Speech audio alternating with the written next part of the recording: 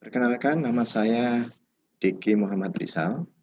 Saya berasal dari Departemen Fisiologi Fakultas Kedokteran, Keperawatan dan Kesehatan Masyarakat Universitas Gadjah Mada bersama Nandia Septiorini yang berasal dari departemen yang sama dengan saya dari Departemen Fisiologi FKKMK UGM akan menyampaikan presentasi berjudul Conceptual Framework of Awareness for Boys with Prepubertal Hypogonadism based on Community Empowerment in Indonesia.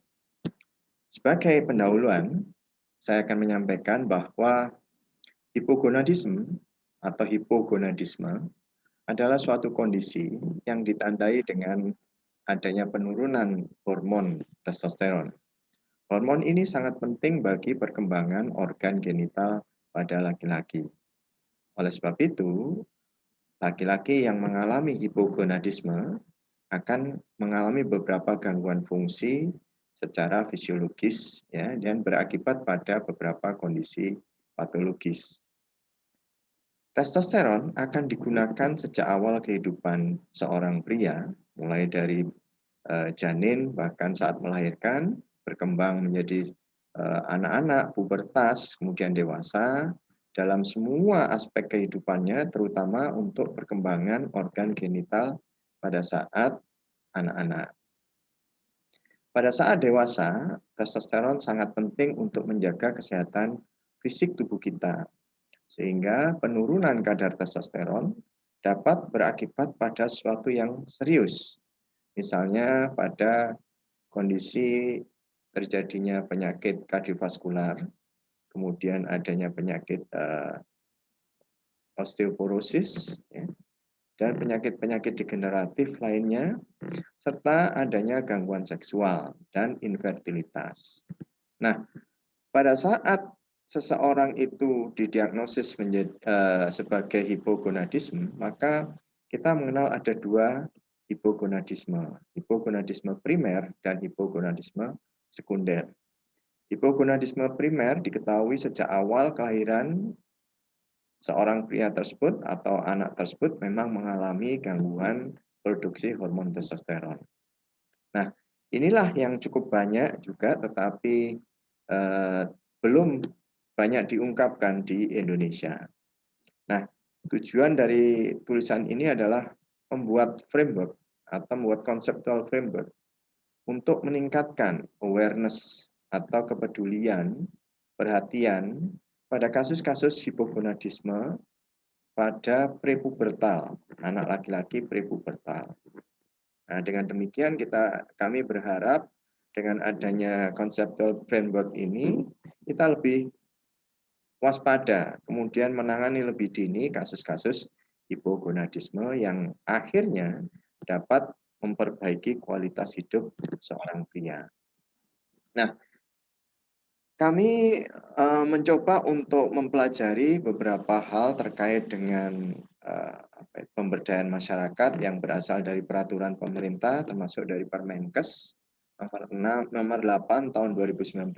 Kemudian kami juga mencoba untuk memasukkan literatur review bukan yang berkaitan dengan hipogonadisme. Nah,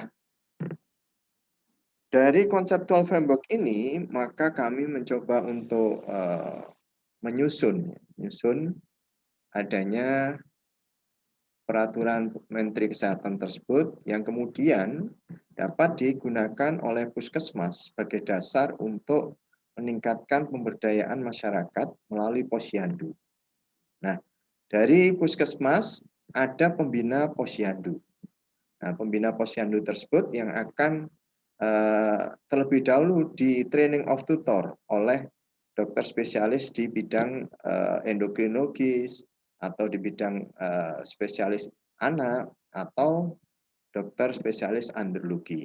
Nah, setelah menjalani TOT, maka seorang dokter, kemudian pembina puskesmas, pembina posyandu yang ada di puskesmas, bidan atau perawat, dapat memahami bagaimana menemukan kasus-kasus hipogonadisme tersebut. Nah, setelah itu, maka pembina puskesmas tersebut akan mengadakan training bagi kader-kadernya, kader-kader posyandu. Kita ketahui bahwa aktivitas di posyandu oleh seorang kader itu biasanya hanya berkisar pertumbuhan dan perkembangan. Nah, ini penimbangan dan sebagainya.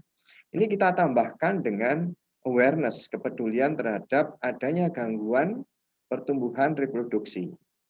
Nah, bisa saja kita melakukan pelatihan untuk mengukur dari eh, genital anak laki-laki, ya, terutama yang muda dengan menggunakan penggaris. Nah, apabila kita mempunyai alat ukur atau sarana yang lain, kita menyebutnya sebagai orchidometer, maka kita akan membuat dan kemudian membagikan sehingga kita secara visual dan merasakan ukuran yang sebenarnya, karena ini memang dibuat mendekati ukuran sebenarnya.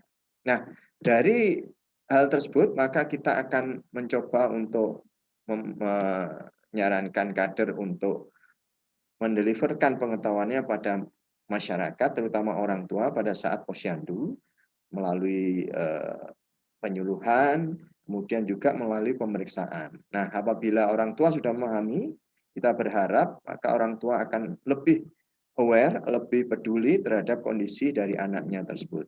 Nah, setelah itu akan tumbuh kepedulian, tumbuh perhatian untuk memeriksakan anaknya ke puskesmas, ya, atau ke dokter spesialis yang berkompeten dalam bidang pertumbuhan genital. Dengan demikian, kita dapat berharap melalui konsep ini akan tumbuh kepedulian atau awareness pada kasus-kasus hipogonadisme prepubertal yang ada di Indonesia, yang selama ini belum banyak diketahui. Terima kasih atas perhatian kami ucapkan.